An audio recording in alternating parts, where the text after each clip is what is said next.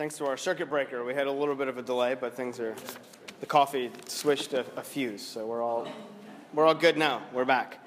So I'm going to start our time together with a prayer from the prayer book. This is from page 817. The prayer is for clergy and people. The Lord be with you. Let us pray. Almighty and everlasting God, from whom cometh every good and perfect gift, send down upon our bishops and other clergy, and upon the congregations committed to their charge, the healthful spirit of thy grace, and that they may truly please thee, pour upon them the continual dew of thy blessing. Grant this, O Lord, for the honor of our advocate and mediator, Jesus Christ our Lord. Amen. So, we're going to talk a little bit about our new presiding bishop, Michael Curry, and he speaks best on his own. So I'm not going to do as much of the talking, and the Episcopal Church has done a great job of utilizing the aspect of his very good speaking, and so they do all kinds of videos that feature him. So we're going to spend as much time on videos as we do on me talking. But I'm going to do an intro on an intro video, which I think is the best one he's done, and then say a little bit about who bishops are by way of reminder for Episcopalians, and then we'll talk more about Bishop Curry from there. So let me just hit these lights.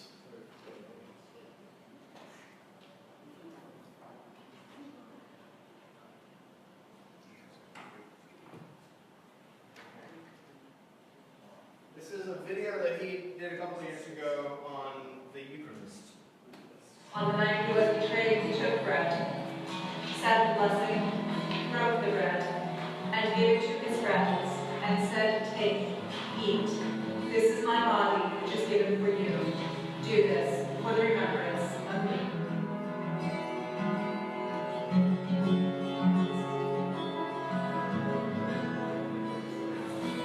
There was a woman who became Episcopalian in the 1940s, and she was dating a young guy who was a Baptist, licensed to preach in the Baptist tradition. And she took him to her church. And both of them were African American. The church where they went was all white. This was in the 1940s in the segregated heart of America. When she went to communion, he sat in the pew because in those days, if you were Baptist, you didn't take communion in the Episcopal church or vice versa. And so he sat in the pews. She went up to take communion. He was the only black person in the congregation. And he waited to see what would happen. Because not only were they taking the bread, but he noticed that they were all drinking from the same cup. And he had never seen black folk and white folk drink out of the same cup or from the same water fountain. So she went out to take communion, and the priest came, and in those days the priest gave out the bread. The priest was giving out the bread, body of Christ, bread of heaven, body of Christ, bread of heaven. And then the priest came along with the chalice. The blood of our Lord Jesus Christ given for thee, preserve thy body and soul unto everlasting life. Drink this in remembrance that Christ's blood was shed for thee. And he got to the black woman. The blood of our Lord Jesus Christ given for thee, preserve thy body and soul. And that man said that any church where black and white drink from the same cup has discovered something I want to be a part of and that the world needs to learn about. That man and that woman were my parents. This is the sacrament of unity that can overcome even the deepest estrangements between human beings.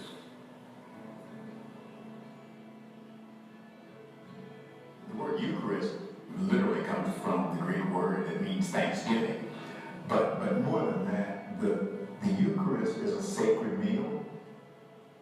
And I suspect that we in our culture don't grasp sacred meals as obviously as people in other cultures.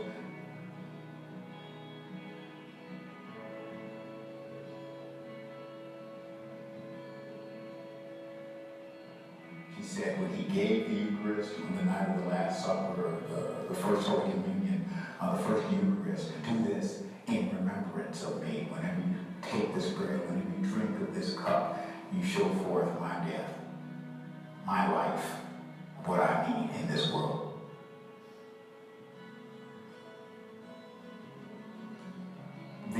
Eucharist has become much more central to the life and the spirituality of many Episcopalians because it now is at the center of the life of the church. It is the principal act of worship on the Lord's Day. It is the main vehicle of worship for our church and our tradition. And so it's been moved to the center of our life as a community.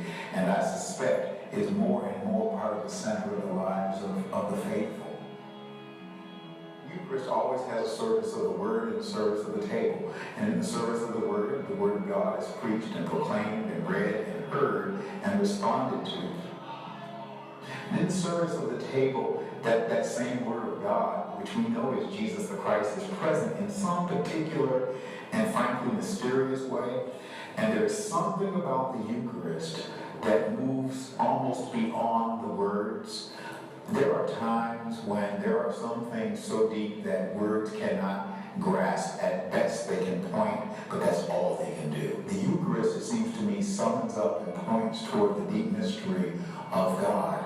And there are not words adequate for that.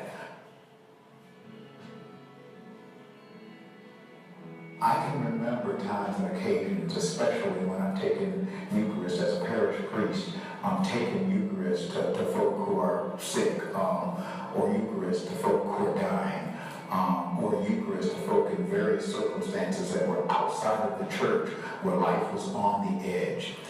All I can tell you is I had no words adequate. What do you say to a person who is dying? I had no words adequate. What do you say to a person on death row? I have no words that are adequate. What do you say to a person who is addicted to a life that's destroying them? I don't have the words, and you don't. But Jesus does. And in that Eucharistic moment where simple bread, simple wine is taken, blessed, broken, and given, all I know is Jesus shows up. And it's a mystery, it's strange, and it's God.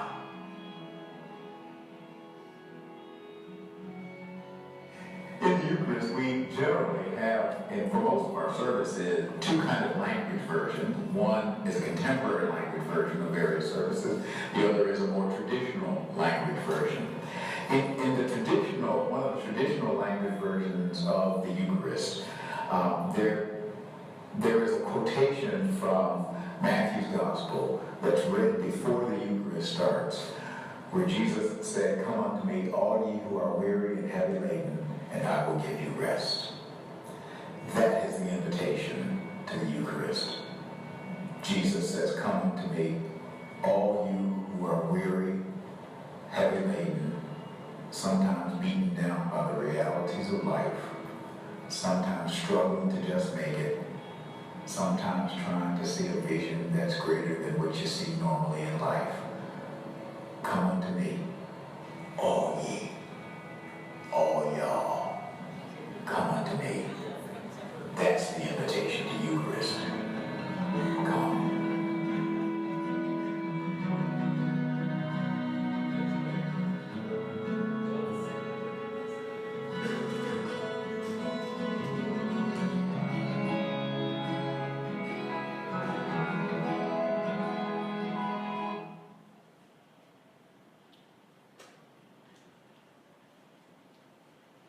So as you can tell, he's far more articulate and should speak on his own terms. He really is a remarkable preacher and someone with just a wonderful spirit. But I wanted to push pause here and remind us, I get this question quite a lot, especially in our new member class. What is a bishop again? Why do Episcopalians care so much about bishops? What is this presiding bishop? What's the difference between a presiding bishop and an archbishop? So let me just say a quick word about that, and then we'll hear a little bit more from Michael Curry. As a matter of fact, having bishops is one of the most central aspects of our identity as Episcopalians. Even the name of our church, Episcopal, comes from the Greek word episkopos, which is the word for bishop, word for overseer. So when Anglicans, who are not part of the Church of England, were forming a church, they basically named it a church that has bishops. And that's in distinction to free churches, Baptist churches, Presbyterian churches, and others. So it really is very much a central part of our church. The bishop is the head of a diocese. We are part of the Diocese of Virginia. It's basically the Potomac River to the James River. And the bishop is more than just a kind of administrative overseer, though. The bishop has a ministry. And the primary ministry of the bishop, like for all priests, is the ministry of celebrating communion. When the bishop comes every single year, the bishop is the one who celebrates communion at our altar. It's not one of us. And that's because everything else that the bishop does emerges out of that ministry of celebrating communion. In some high church circles, the theology is that even priests are just kind of, representatives of the bishop celebrating communion. I'm not sure if we'd follow that here at St. Paul's, but nevertheless, we love our bishops here in Virginia, don't get me wrong. Now, when the bishop comes to St. Paul's every year, it's always the Sunday after Easter. That's just the week that we have picked. The bishops go to different churches on different weeks throughout the year. What's the main thing that the bishop does when he's here, and just practically? I mean, obviously he celebrates communion. What's that? Baptism. Exactly, confirmation and baptism. Yep. So if there are to be, and the service of confirmation is embedded within the service of baptism. So confirmation is really a renewal of baptismal vows.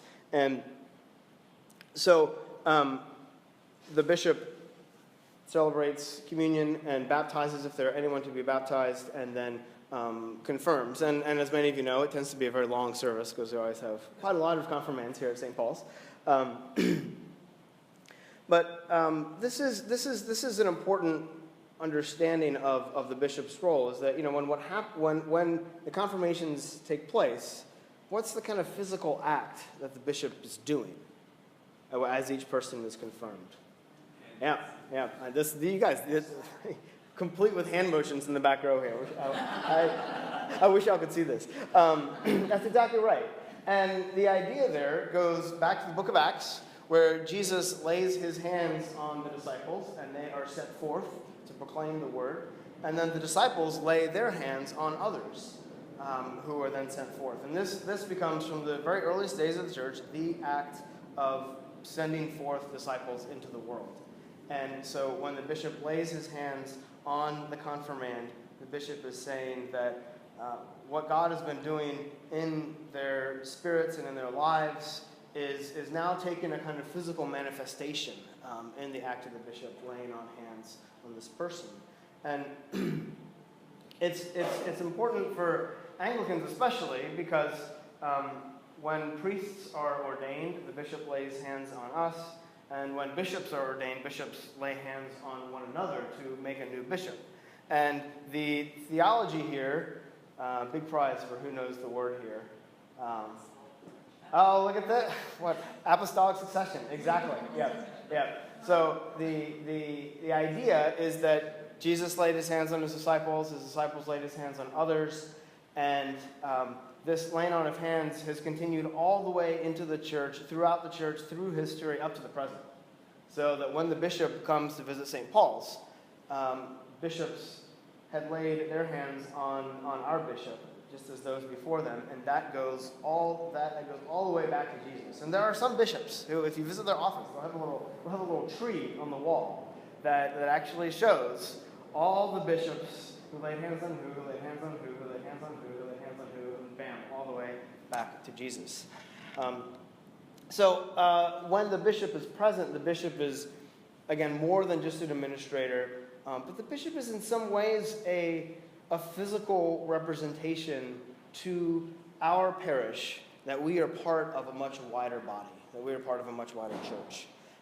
It's easy for us, we meet week in and week out, and we see the same folks, and it's easy for us to forget what we're really part of globally.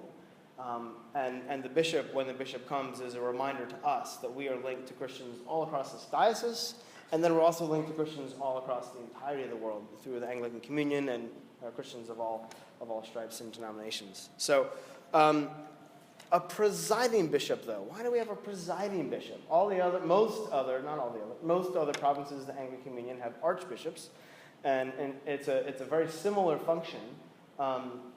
Ours is the presiding bishop largely because the presiding bishop does not have the same amount of authority as an archbishop.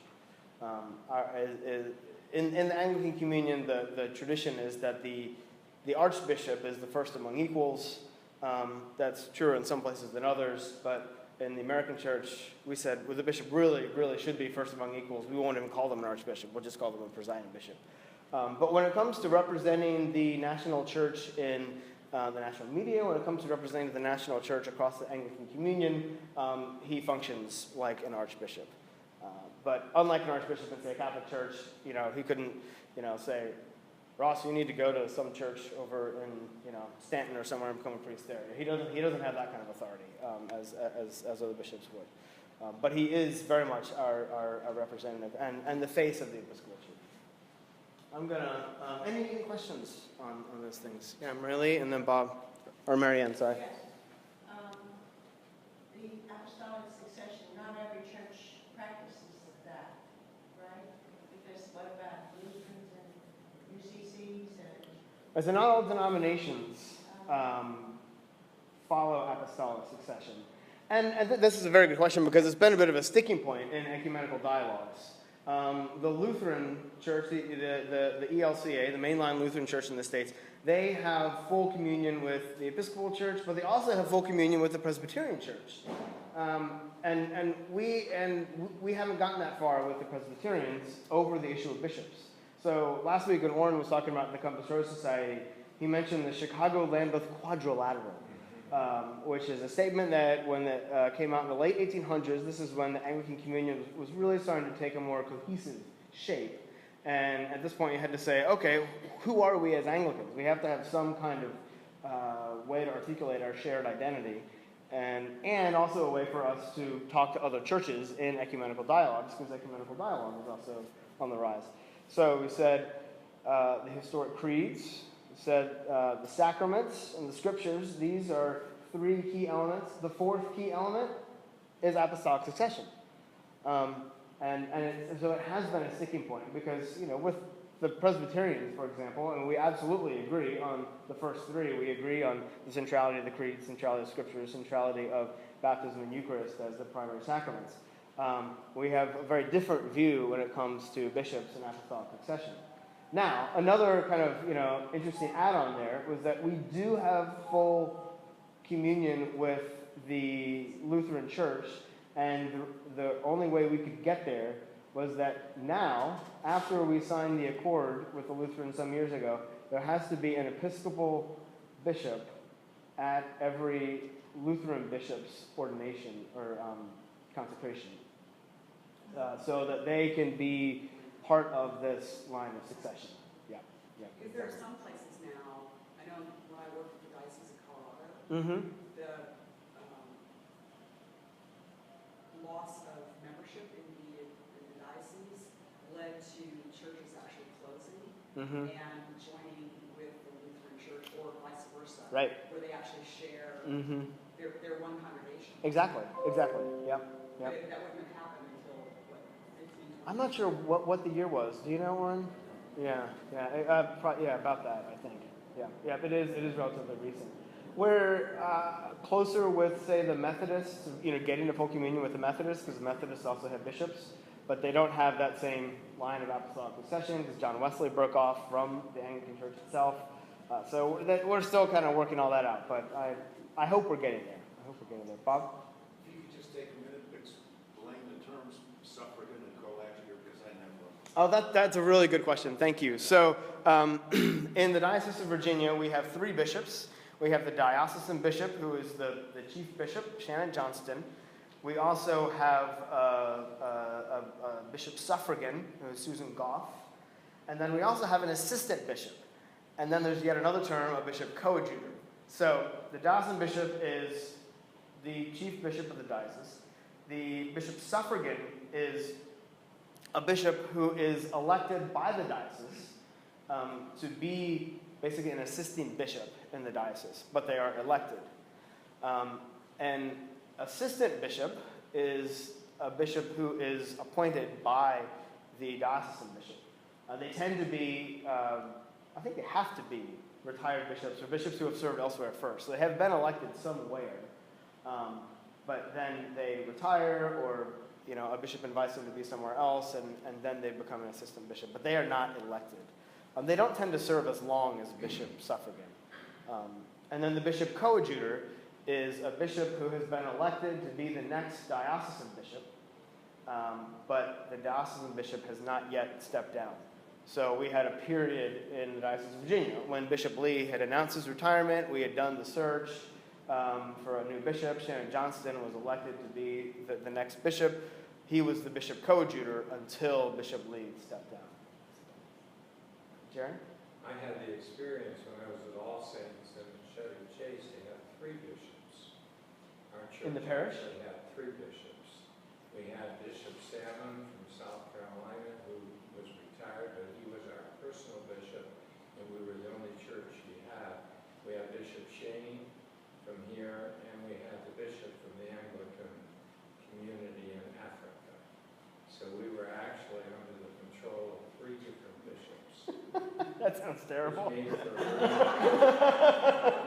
made for a very interesting situation.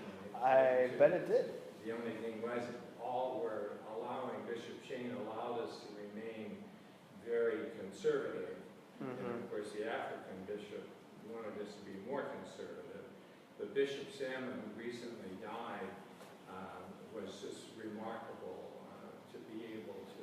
He was our main interaction. In fact, he was the one that welcomed me into the church when he was visiting. That's why this is like deja vu. But it was very interesting to see the difference in the approaches that the bishops use in trying to govern the organization. Yeah. Going to go to the next video here.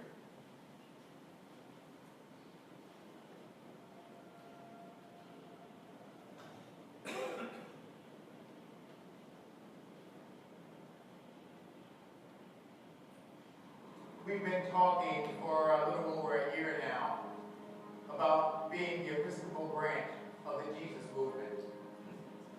And somebody recently said to me, as a bishop, why don't you paint us a picture? Give us a picture of the Jesus movement so that we can see it. When the gospel is about to be read, the congregation stands up. Something is going on.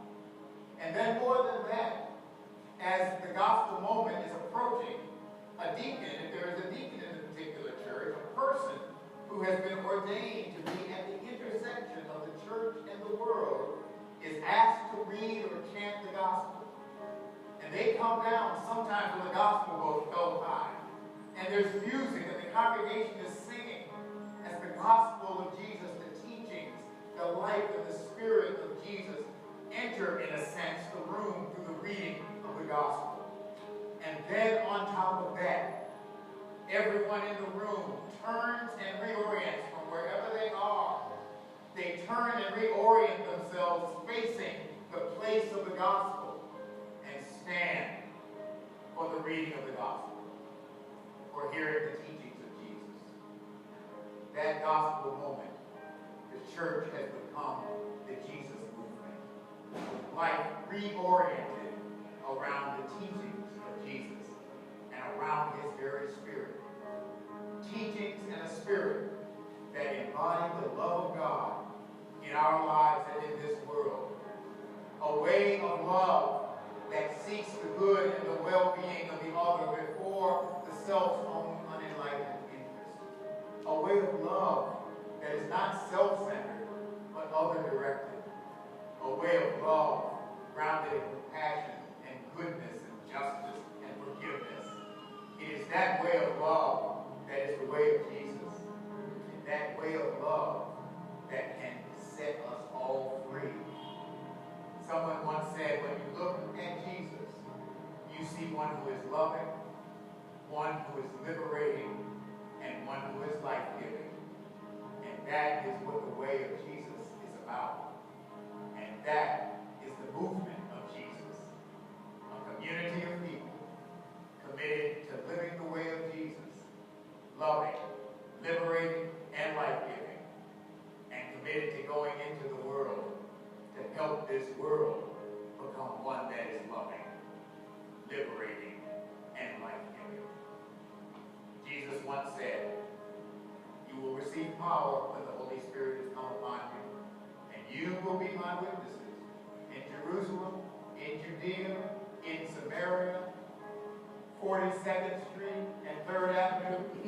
You will be my witnesses, witnesses to a way that is loving, liberating, and life-giving. And that, my friends, can change this world."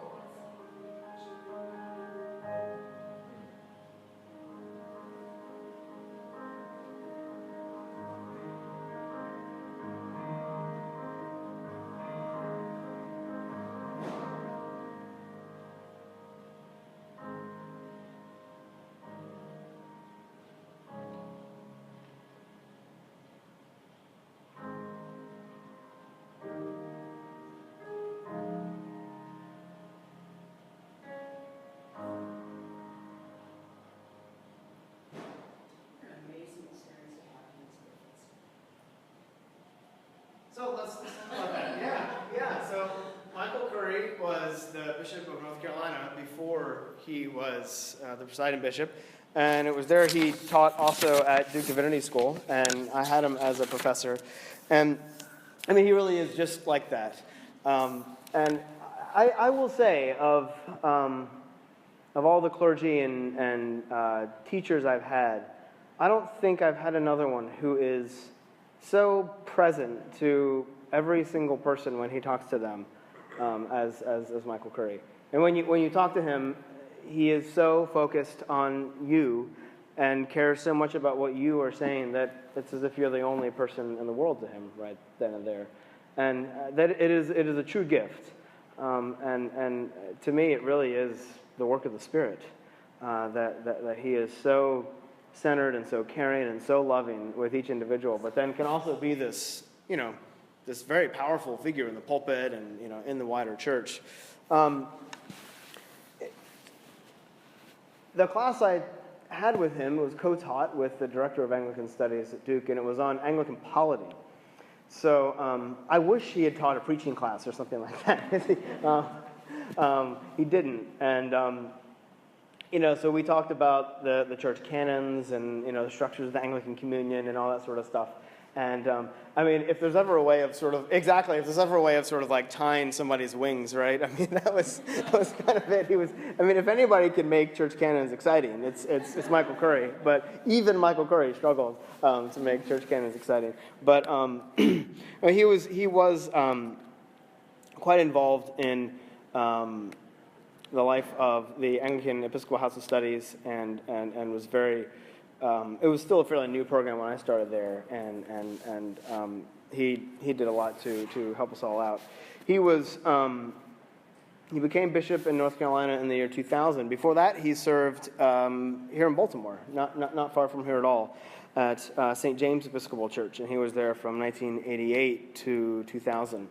And he served kind of all over the country before there, from the Midwest to North Carolina, and he was born in Chicago, but grew up in Buffalo and went to Hobart College, and then went straight from college to Yale Divinity School, and then moved into the ministry from there. He is one of the rare bishops in which when they have an Episcopal election, usually it takes a number of rounds because somebody you have to cross a certain threshold. So when for example, the last election we had here in Virginia was our Bishop Suffragan, Susan Goff. She was elected on the 4th ballot. Michael Curry was elected on the 1st ballot, which is very rare, and is really and there were other wonderful folks on the ballot like Ian Douglas, Dabney Tyler Smith, just really good people. But everyone knew, and Bishop Curry is just such a remarkable spirit that he should be the one. He is the first African American presiding bishop of the Episcopal Church, and that has been a real gift to us as well. And let's go to the next video, unless there are other questions. How long have you served as So it's 9 years, the 3 trienniums. So the General Convention of the Episcopal Church, which is the larger governing body, they meet every 3 years. And so the presiding bishop serves for 3 trienniums.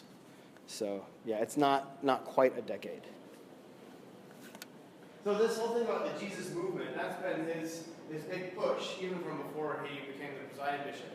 I mean, notice the way he's talking about it. It's this lovely way of reframing what the church is, away from emphasizing an institution.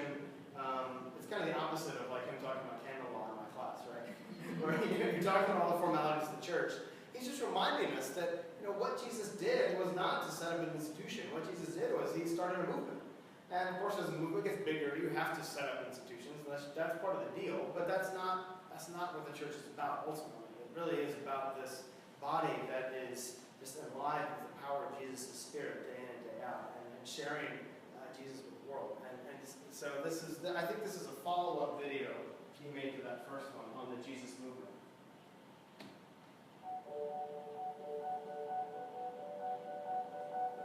God came among us in the person of Jesus of Nazareth to show us the way. He came to show us the way to life, the way to love. He came to show us the way beyond what often can be the nightmares of our own devisings and into the dream of God's intent. That's why when Jesus called his first followers, he did it with the simple words, follow me. Follow me, he said, and I will make you faithful people. Follow me, and love will show you how to become more than you ever dreamed you could be. Follow me, and I will help you change the world from the nightmare it often is into the dream that God intends. Jesus came and started a movement. We are the Episcopal branch of the Jesus movement.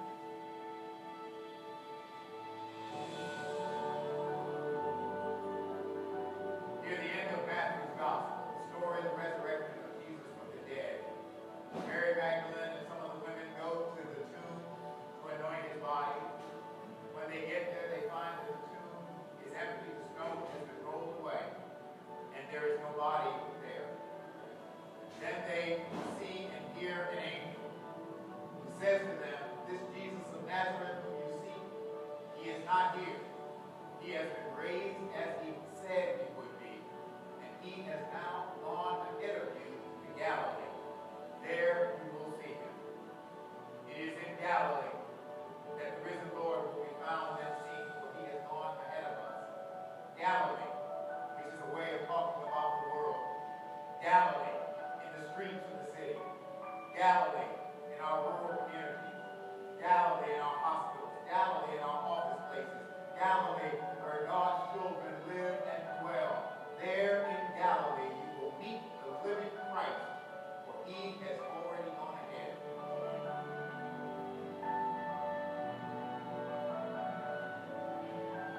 A few years ago, I was in a coffee shop in Raleigh, North Carolina, just a few blocks away from our diocese house there. While in line, I started a conversation with a gentleman who turned out to be a Mennonite pastor. He had been sent to Raleigh to organize a church in the community on the streets without walls. As we were talking over our coffee, he said something to me that I have not forgotten. He said the Mennonite community asked him to do this because they believe that in this environment in which we live, the church can no longer wait for its congregation to come to it. The church must go where the congregation is. Now is our time to go into the world to share the good news of God in Jesus Christ, to go into the world and help to be agents and instruments of God's reconciliation, to go into the world and let the world know that there is a God